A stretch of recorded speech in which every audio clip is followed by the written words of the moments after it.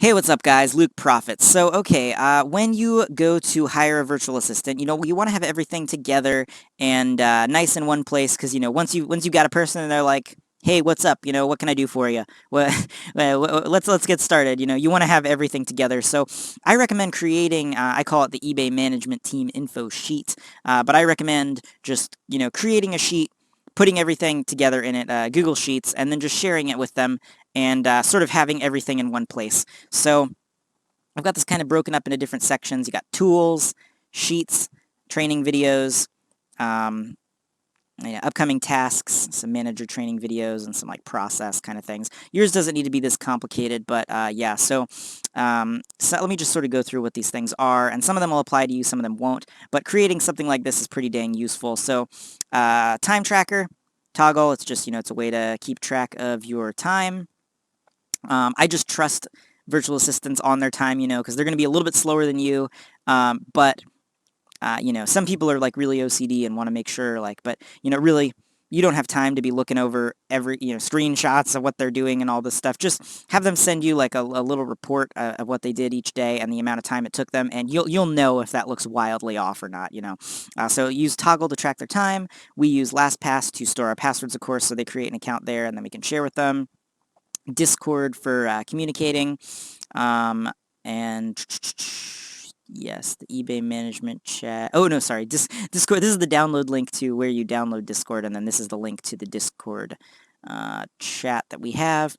Then we got payments. Just say once a week, send an invoice to, and I'm not going to tell you what it is, but the my PayPal email address, and we pay those. You might actually want to do less frequently than that because every week is kind of a pain, but also I do know that they like that, so I guess that's up to you.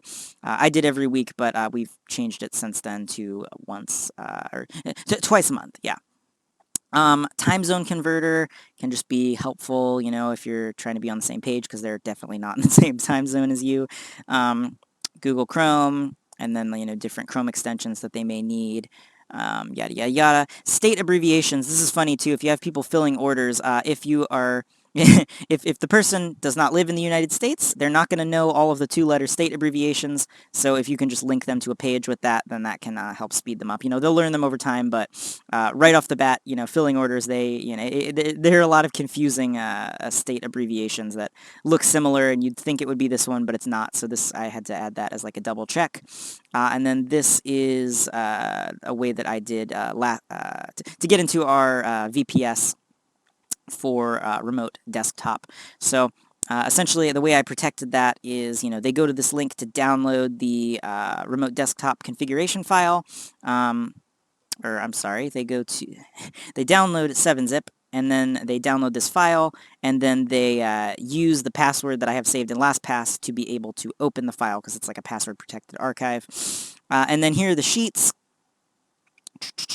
So eBay products, this actually doesn't really apply anymore. It's just kind of the old way that we did it.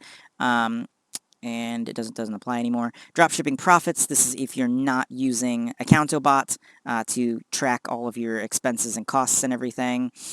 Tracking numbers, that's old and doesn't apply anymore. This is also old and doesn't apply anymore. Also old and doesn't apply anymore. This is the template that I was showing you in an earlier video of just, how to respond to messages in different scenarios. This is just sort of for me, my employees' emails, what accounts are linked to what RBShip accounts.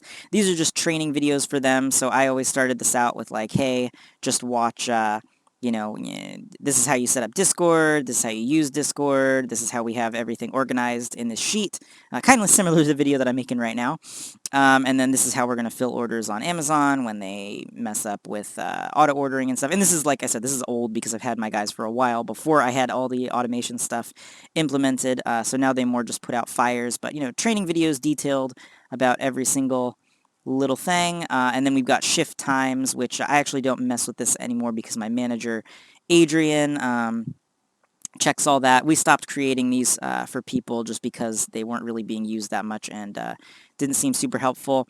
But yeah, and then you've also got a daily schedule, which is kind of like, okay, so what you're going to do is you're going to log in, you're going to post in Discord that you've logged in so that we can get the timestamp of when you started.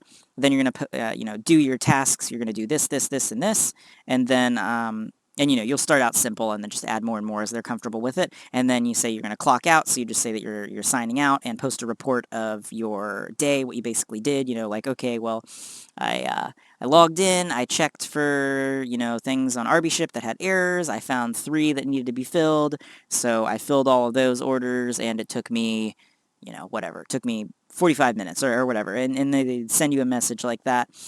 This is just for my manager on how to change roles for when we've got, like new people versus new people that we trust, because they can have different permissions and different things they can see in Discord.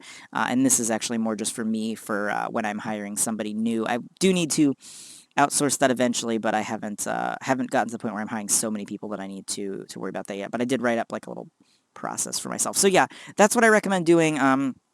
And, if you can have all these links and all this stuff in one place, it just makes it a whole lot easier for people when you're hiring them, because instead of giving them, 20 different things, you can just say, here is one link. It's got everything you need here. Just go through this, install all the software that you need, that you have here that applies. You'd want to update this and make it more relevant because mine is really sloppy. But yeah. That is what I recommend. And then also having a schedule for like, okay, you're going to start, you're going to do this when you log in, you're going to do boop, boop, boop, boop, boop, and then you're going to log out. And yeah. Also, one other thing that I do that is really nice that my employees really appreciate, with, the nature of this business, stuff is very different. Sometimes there might be 3 hours of work in a day, and then some other times there might be only 10 minutes of work if there's not really much to do. You're just kind of checking on stuff. So I pay my employees for an hour of work a day, regardless of if they actually have to work for an hour or not. So, on the days where they sign in and there's only 10 minutes of work to do, I'm still going to pay them for an hour of work, so like $3.50 for that hour. And, you wouldn't have to do that, but it is a really nice thing if you can offer that, and it makes them very, very happy because, eBay is so funny because, you can, when stuff starts scaling up, it can go really fast or it can go slow, and, you just never really know. And if they know that they're making at least this much per day, then it's much nicer for them and more helpful. So, I recommend that. If you're able to do that, then, you can do that. Or if you're not, then, that's fine as well. But, your employees are going to be really happy if you're able to do that. So, yeah, that's kind of how I have everything structured. And you can change it up a little bit if you need to, but that's what I do. Anyway, guys, that's it for this video. If you're new to dropshipping and you're trying to figure out how to get started, I've got a full free set of training videos down there, link in the description. It goes over everything you need to know about how to get started making money online. And the average person following my method makes around $500 to $800 profit per month after expenses for each 1,000-item eBay store that they have set up and running. They're really not that hard to get started. If you've got any questions about anything dropshipping related, feel free to hit me up on Facebook. I'll put a link down there, as well as a link to a group that I started with hundreds of other dropshippers that you can join. I post new content on this channel every couple days, so go ahead and subscribe and click the notifications, and I'll see you back here with another video in a couple days.